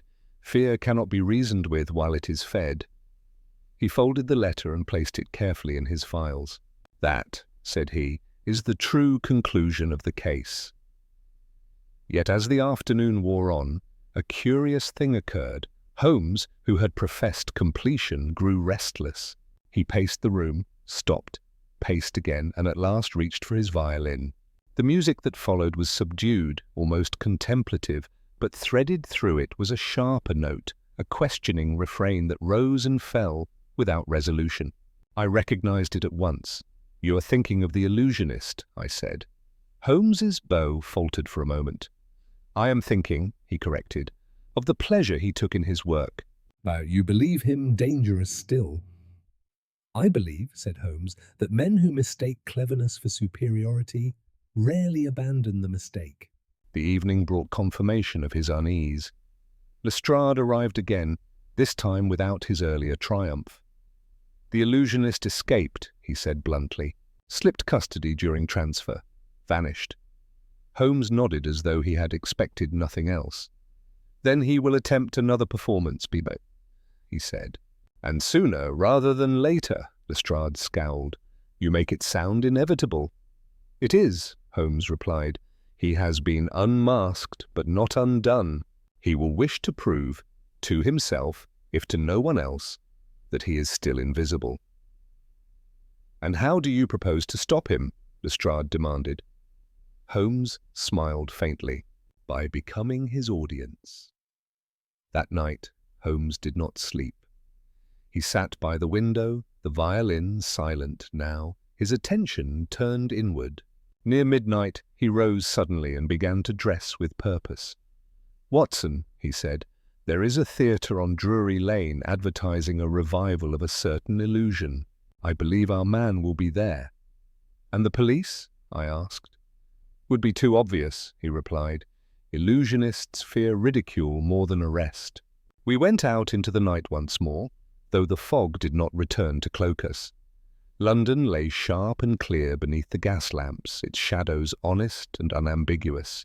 The theatre was small, its facade garish, its posters lurid with promises of terror. Inside, the audience murmured with anticipation. Holmes took a seat near the aisle, his posture relaxed, his eyes alert. I felt a thrill of apprehension as the lights dimmed and the curtain rose. The illusionist appeared, cloaked and confident, his movements precise. The audience gasped as he demonstrated his art, vanishing objects, altered light, misdirected gaze. Then came the promised act, the phantom without a shadow. He stepped into a pool of light. The lamp was arranged, the angle exact. The audience leaned forward as one, and then Holmes stood. "Observe," he said calmly, his voice carrying through the hushed theatre. "The shadow behind him." A murmur rippled through the crowd, heads turned, Eyes adjusted. And there it was, faint but undeniable, cast upon the backdrop where no one had thought to look. The illusionist froze. For the first time, his composure cracked. Holmes continued. "You rely upon expectation," he said. "Remove it, and your trick collapses." The house erupted, not in fear, but in laughter. The most devastating response of all. The illusionist fled the stage, pursued not by police but by derision. By morning he would be gone from London, his reputation in tatters. As we left the theatre, Holmes allowed himself a rare expression of satisfaction. "You see, Watson," he said, "the final act was never about shadows, it was about the audience." "And now?" I asked. Holmes glanced back at the bright doorway, then at the honest darkness beyond. "Now," he said, "we let the light do the rest."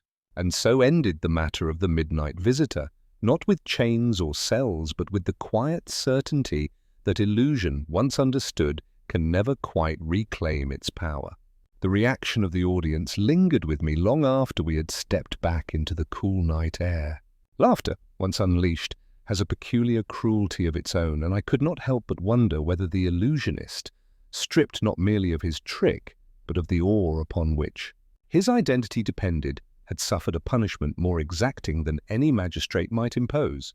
Holmes walked beside me in silence for some time, his hands clasped behind his back, his head slightly bowed as though listening to some inward cadence. At last he spoke. "You look troubled, Watson." "I was thinking," I replied, "that exposure can be as merciless as fear." Holmes inclined his head. "Indeed," he said, "but fear thrives in darkness. Exposure requires light." We turned into a quieter street, the sounds of the theatre fading behind us. London at this hour had resumed its ordinary aspect, the measured pace of night watchmen, the distant rattle of a late cab, the muted life of a city that never quite sleeps. "Will he try again?" I asked. "No," Holmes replied without hesitation. "Not here. London has seen him clearly now, and a man who trades in mystery cannot endure clarity. He will take his talents elsewhere, where his reputation precedes him and explanation lags behind." "And the financier?" I ventured. Holmes's mouth hardened. "He will be convicted," he said, "not because he frightened a man with shadows, but because he believed himself cleverer than the law. That arrogance leaves traces." We reached Baker Street shortly after midnight. Mrs. Hudson had retired, but she had left the lamp burning for us, and its familiar glow was welcome after the glare of the theatre. Holmes removed his coat and hat with uncharacteristic slowness, as though the physical act of returning to routine required adjustment. "You should sleep," I said. "You have not rested," Holmes smiled faintly. "Sleep is easiest," he said, "when the mind is empty. Mine is merely orderly." He crossed to the window and looked out upon the street below. The cobbles reflected the lamplight in small, honest pools, no tricks of angle or contrivance. "You will write this up," he said suddenly. "I had intended to," I answered, "though I confess I am uncertain how to present it." There was no single dramatic revelation, only the steady stripping away of illusion. "That," Holmes said, "is the drama." He turned, his expression thoughtful. "Be careful not to overstate the supernatural," he added. "The temptation is always there." "I shall resist it," I promised. "I trust you will," he said. "Too many people prefer mystery to explanation. It flatters them." I left him then, for it was clear that his thoughts had turned inward once more. When I returned later from my own room, I found him asleep in his chair, the violin resting across his knees like some tamed, silent creature. The morning light crept in, pale and diffident, touching his face and softening the sharpness that was so much a part of him. By mid-morning, the city had begun to buzz with the aftermath. The papers spoke of arrests, of an attempted fraud, of a theatrical burglary that had failed through the vigilance of Scotland Yard. There was no mention of shadowless visitors, and Holmes, scanning the columns, seemed pleased by the omission. "Facts," he said, "are quite sufficient." A note arrived shortly thereafter from Mr. X, written in a steadier hand than before. He thanked Holmes again, briefly and without effusion, and mentioned that the disclosure he had made was already producing consequences, some uncomfortable, others unexpectedly liberating. "He will be all right," Holmes said, handing me the letter. "Men often discover too late that what they fear losing is not worth the fear." "And you?" I asked. "What have you discovered?" Holmes considered this. "That cleverness is not the same as insight," he said at last, "and that the most effective disguises are those people place upon themselves." The days that followed settled into their accustomed pattern. New clients came and went, new puzzles occupied Holmes' attention. Yet from time to time, as I revised my notes, my thoughts returned to the image of that man standing in lamplight, seemingly untouched by shadow, and to the ease with which the mind had been invited, almost seduced, into abandoning reason. One evening, as Holmes tuned his violin, I put the question to him. "Do you ever fear," I asked, "that there are things which truly defy explanation?" He drew the bow across the strings, producing a single, pure note that hung in the air before fading. "No," he said. "I fear only the refusal to look closely. And if the explanation is unpleasant, then it is merely honest," he replied. He began to play then, not one of his wilder improvisations, but a measured, reflective piece that spoke of balance restored. I listened, content to let the music carry away the lingering unease of the case. Later, as I prepared to turn in, Holmes spoke once more, almost as an afterthought. "The visitor left no shadow," he said, "but he left footprints, Watson. Always look for the footprints." I smiled in the darkness, understanding at last why the case had troubled him, even after its resolution. It was not the ingenuity of the crime that lingered, nor the audacity of the men who had planned it, but the reminder that perception, left unexamined, is the most malleable substance of all. And so I set down my pen with a sense of quiet satisfaction. The mystery had not ended in terror or spectacle, but in comprehension. The midnight visitor had been unmasked not by force, but by patience, not by fear, but by attention. Holmes, for his part, had already moved on. Yet I knew that somewhere in the recesses of his mind the case would remain, not as a triumph, but as a caution. For in a city of fog and flickering light, it is not shadows that deceive us most readily, but our own willingness to believe in them. The sense of caution Holmes had articulated did not fade with the passing days. Rather, it settled into our rooms like a fine dust, visible only when disturbed. Though new cases came, as they always did, there was in him a reflective quality, as though the affair of the shadowless visitor had touched upon some deeper consideration, which demanded ordering before it could be dismissed.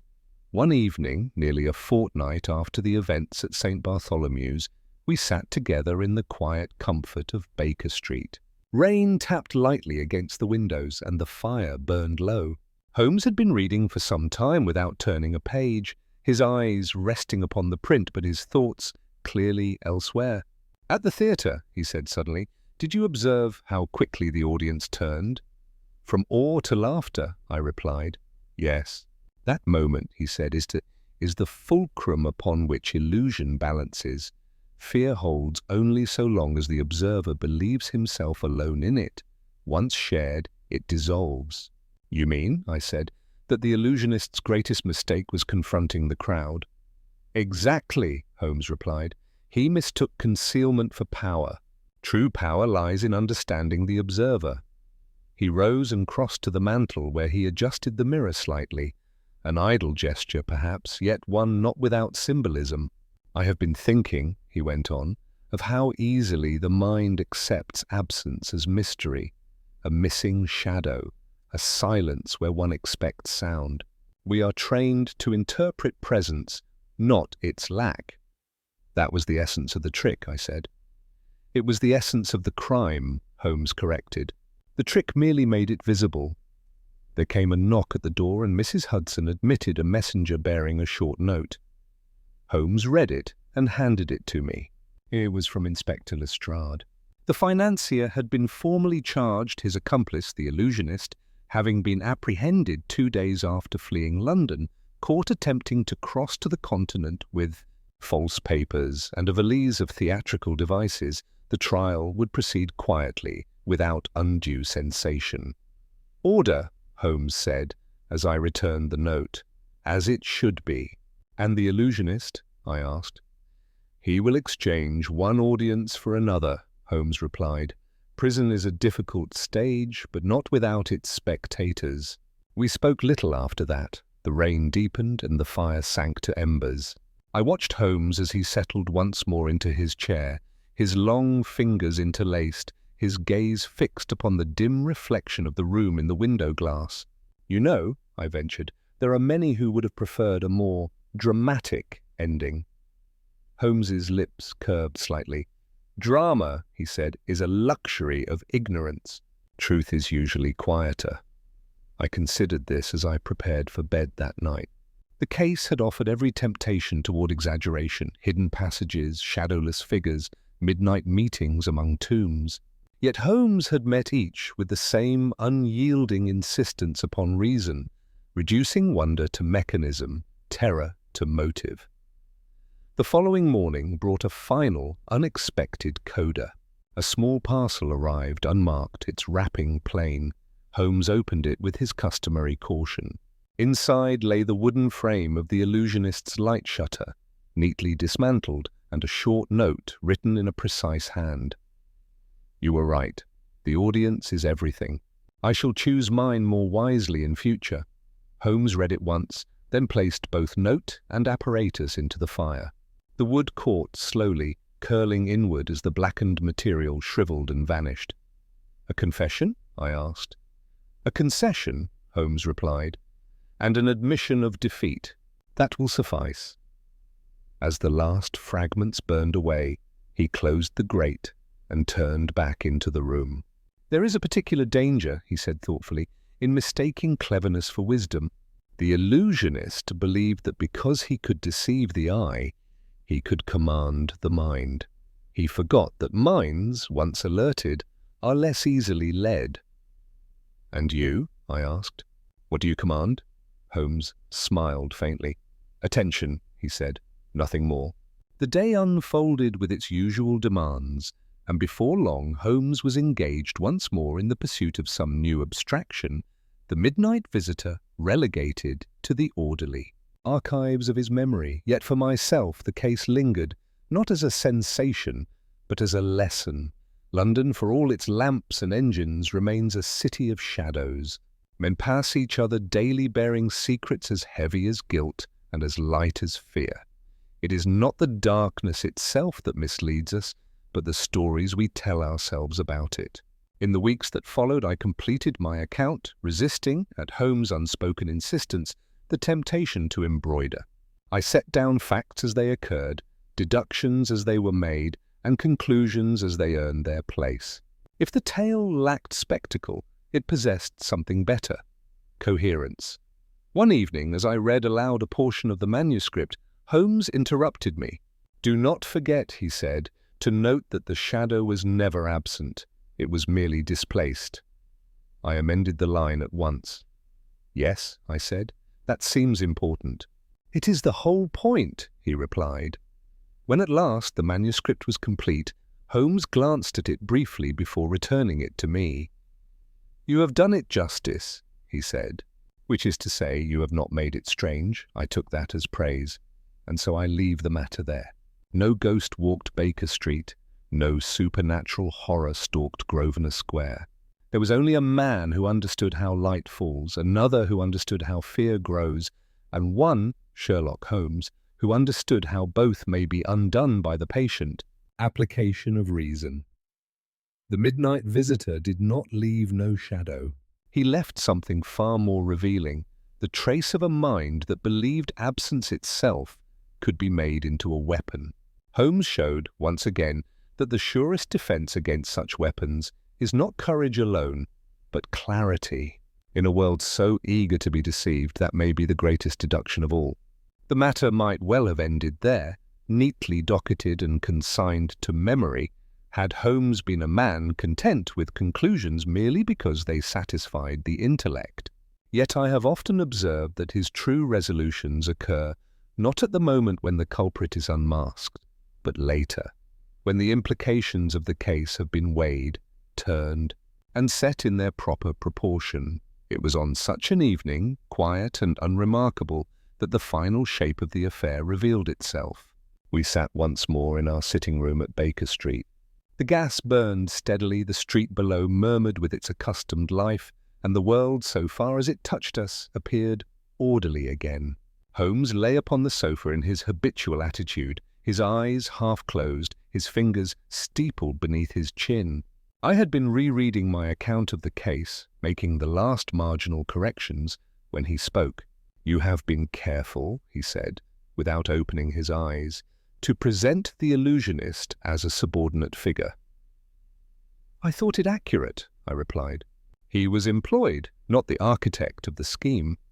Just so, said Holmes, and yet he is the key to understanding why the scheme failed. I waited, pen suspended. The financier, Holmes continued, believed that fear could be engineered as precisely as machinery. He imagined that if every variable were controlled, light, space, timing, the human response would be inevitable. But fear is not a mechanism, it is a negotiation. A negotiation? I echoed. Yeah, said Holmes, sitting up now, his eyes intent. Between what is presented and what is believed, the illusionist understood presentation. Mr.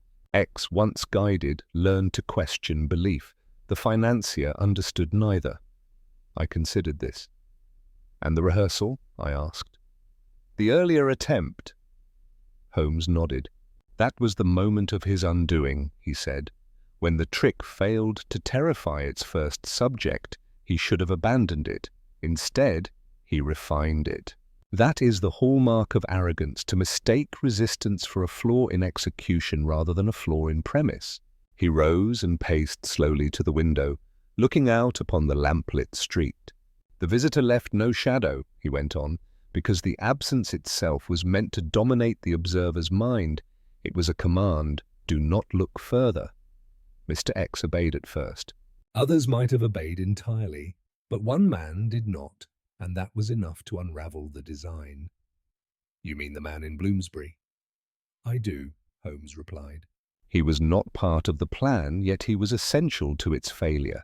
Men who refuse to be impressed are the greatest threat to those who trade in illusion. He returned to his chair and sat, suddenly weary. There is a tendency, he added, to believe that clever crimes require cleverer punishments. In truth, they require only exposure. Once seen clearly, they collapse under their own weight. I set my manuscript aside. And you? I asked. What did the case leave with you? Holmes regarded me for a long moment before answering. A reminder, he said slowly, that my work is not to astonish, but to clarify. The world is already strange enough without our encouragement. There was silence after that, companionable and complete. The fire hissed softly, and somewhere below, a carriage passed, its wheels striking sparks from the stones. Holmes reached for his violin, drew the bow once across the strings, and then set it aside without playing. Another case will come, he said. They always do. And this one? I asked. How will you remember it? He smiled faintly. As a man who tried to weaponize absence, he said, and failed because absence cannot withstand attention. The following morning brought the final confirmation. A short notice in the paper reported the conviction of the financier on charges of conspiracy and attempted extortion. His accomplice, the illusionist, had accepted a lesser sentence in exchange for full cooperation. The tone was factual, almost dull. There was no mention of shadows, of secret passages, or of midnight meetings among tombs. Holmes approved. Accuracy, he said, folding the paper, is the most effective antidote to myth.